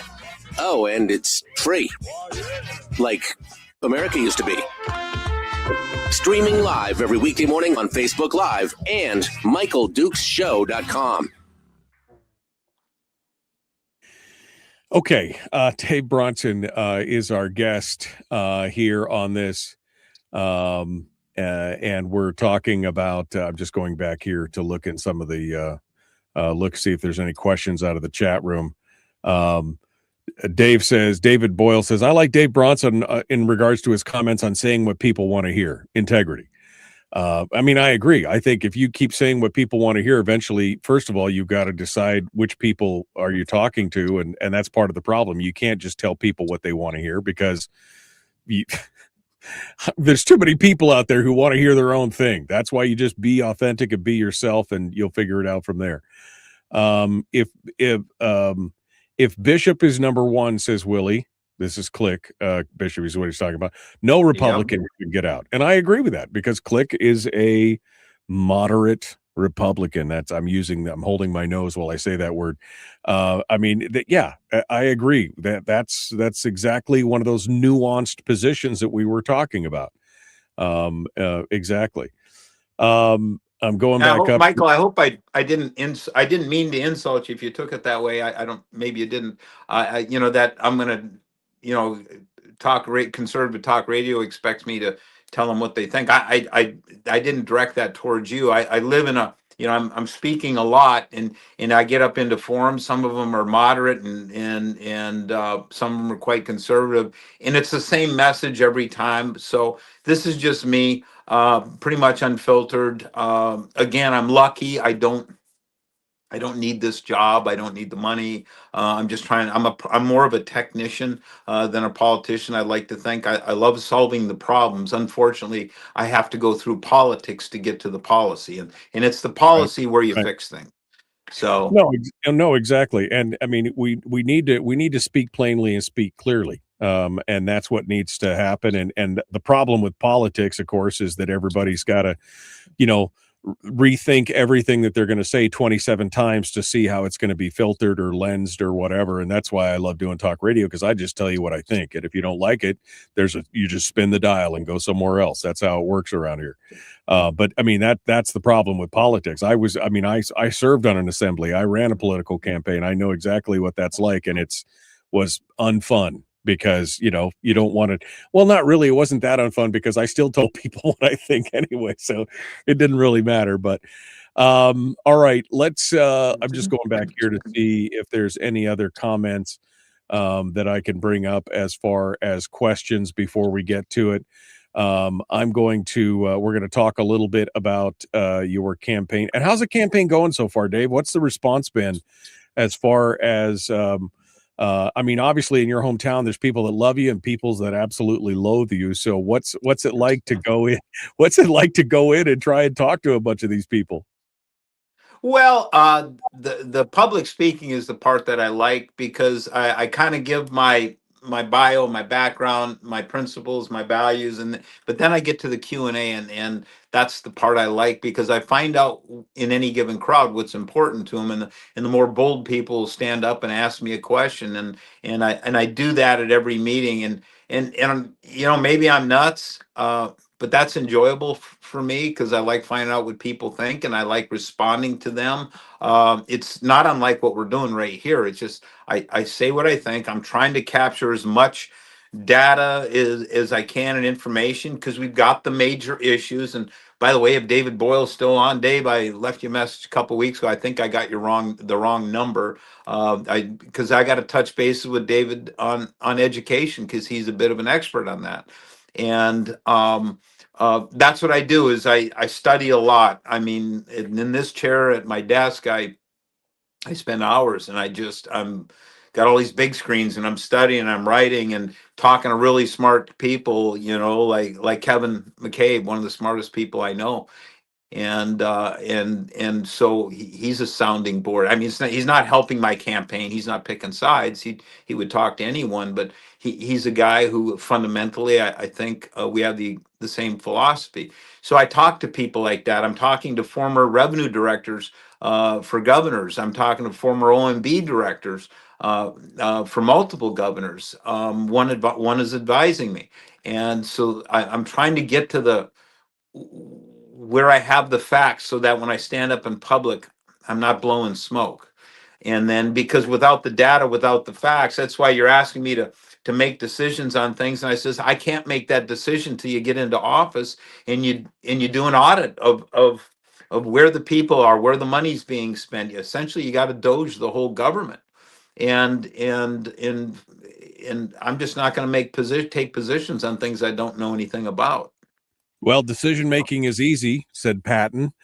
Once you have all the facts, right? Once you have all the facts, that's the thing. Sometimes you got to, you got a big problem there. All right, 20 seconds remain. We're about to get back into it. Final segment with Dave Bronson running for governor. We're going to continue here in just a moment. The Michael Duke Show, common sense, liberty-based, free-thinking radio.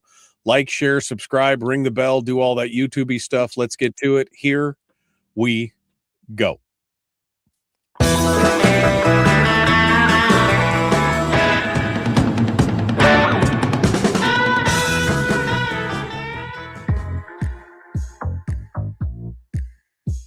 The Michael Duke Show, proudly splitting the left versus right dichotomy. Yeah, I had to look that word up too. I don't think it means what he thinks it means. Here he is, though. That guy, Michael Dukes, the one with the show. Okay, continuing now, one final segment with Dave Bronson, candidate for governor. We're going to talk about his trip to Homer here in just a minute. One final pair of questions though before we jump into that.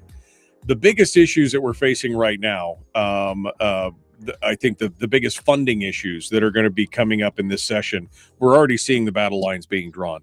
More school spending, higher BSA, more education funding. That's one. The other one that's going to play tug of war with that now is the defined benefits, the return to defined benefits. We just spent an hour with Zachary Christensen from Reason about how that could be problematic. What's your position on those two things right now in general? I mean, obviously you're not governor yet, but you're looking at the budgets, you're looking at the monies, you're looking at what we have coming in. Can we afford to go back to defined benefits? Is that something you support? Or can we afford to spend more on education without seeing the appropriate, returns and responses on that investment? What's your position here? Well, first, education. I'm gonna pick a battle line here. I'm neither pro-union nor anti-union. I was a union member for 30 years. If you want a union, you get one. If you don't want, it just doesn't matter.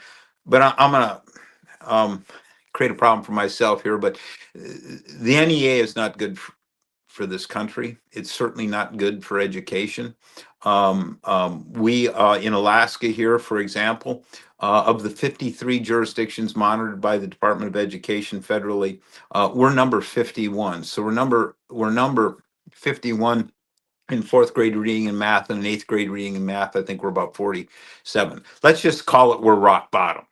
Even as we're one of the highest, I think we're third highest in the country spending. The numbers vary between 18. I know Kevin wrote about $18,500 per student. Other numbers are closer to 22,000. Nonetheless, we spend a lot and we don't get anything for it. People don't understand. You talk to and I talk a lot about education, and you talk to parents and say, oh, my kid's going to South or Service or West or East, and my kid's doing really well. And then their kids get picked up for a major college somewhere, if that's what they choose to do. And they find out, well, my kid's got to spend, because he went to Alaska public schools, he had to spend the first year in remedial training on things like reading and math, primarily math.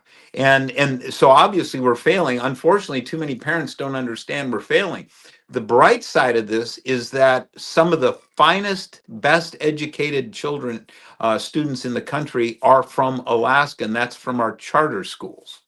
And so, but in Anchorage, we've got a superintendent who seems to be quite adamant in opposing charter schools.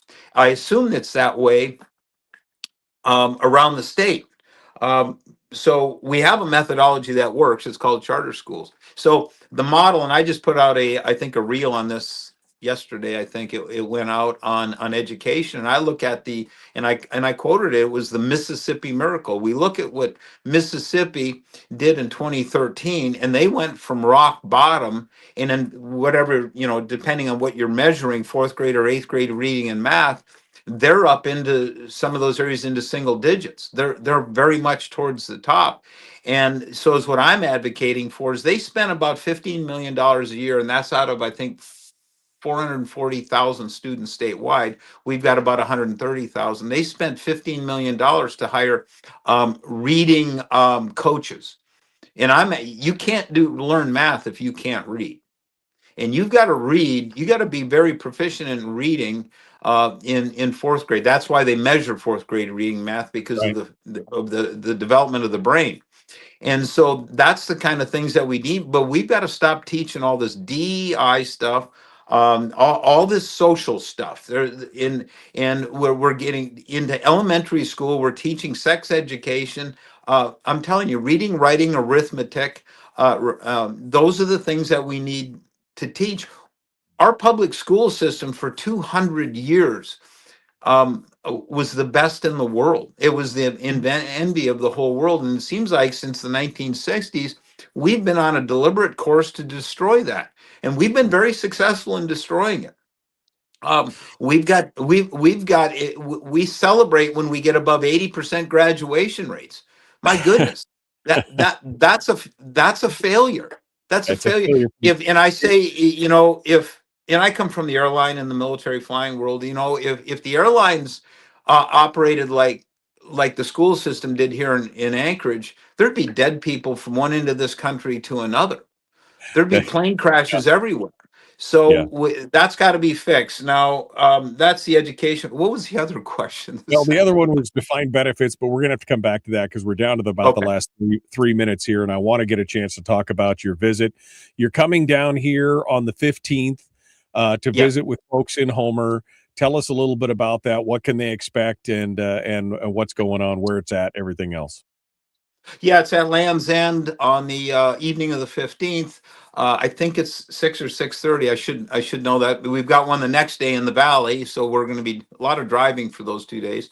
And both big events. We've got a lot of co-sponsors, a lot of good people supporting us down there. So we'll look forward to seeing you at Land's End the evening of the 15th, and then for your folks in the Valley, the evening of the 16th. And so meet and greet, just kind of a chance to chat and talk with you. You're going to be staking out some positions or talking with folks about different, things like we've been talking about here today.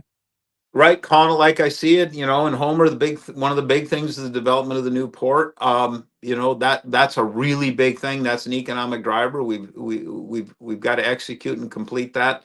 And then the other thing is getting natural gas to the LNG plant in Nikiski. If we've got to do that, because that not only feeds the state the revenue, and that's something in fairly short term that we can selling the natural gas. That will really help us on the revenue side of things, but it also creates the jobs, and I think we're going to be in a real boom in the peninsula here once that phase 1 and phase 2 happen, and we get the gas to Nikiski. Okay, really looking for. We've got a lot of good things coming in this state. We've got a few big things that are a problem, the financials, but dang, if we can develop our resources in short order, it's nothing but positive coming to this state.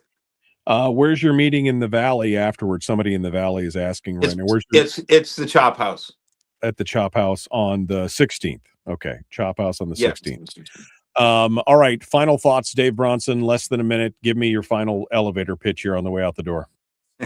Well, I don't have an elevator pitch. All I know is as a candidate, all I do is call it like I see it. I'm kind of a technician. I like solving problems. I don't like the politics, but I've learned the hard way in politics. I've learned my lessons the hard way, and I think I've gotten fairly good at it. I know those who to hire, who not to hire, who to believe and not to believe. I've learned one thing, that the first story is always not the complete story. So, you don't make decisions in a rush. You bring in the smart people, you hire the smart people that are loyal to you. Loyalty, I've learned, is a really big thing. And so you hire good people who are loyal, and you sit around a table and you beat it to death until you get the right answer, and then you execute. Dave Bronson, candidate for governor. He'll be here on the 15th at Land's End in Homer, and then up in the Matsu at the Chop the following day. Folks, we'll see you tomorrow. Be kind, love one another, live well. Thanks, Michael. All right, Dave, I just give you one final bite at the apple in case there's anything we missed or anything you wanted to expand on or expound on. You get one final chance here to pitch everybody on anything here. You get the final 2 minutes here. Well, 2 minutes, good deal. Yeah, I guess at the end of the day, the principles matter, and one of the big principles is leadership is important and experience is important. You got to answer when you're looking at a candidate. You got to look at three things: do they believe what I believe? And can they govern like I want them to govern, based on that first question, which is, do they believe what I believe? That is, share my principles. And then the other question is, quite frankly, is can they get elected? There's a lot of good people in the 12 of us, or 14 of us, whatever we are, on the Republican side. There's some good people, but they all, and I think I'm the best one that can answer those three questions. Am I a conservative, libertarian conservative? Yes, I am.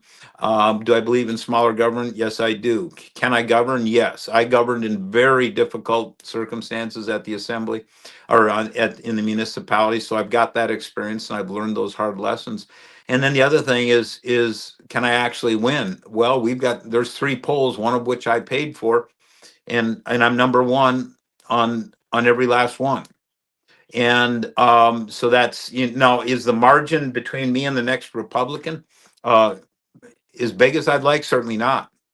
But at the end of the day, so if the election were held today, I'd be number one on the Republican side. Who knows what's going to happen in the next 9 months? I could say something really stupid and go to the bottom of the list. That happens. That happens.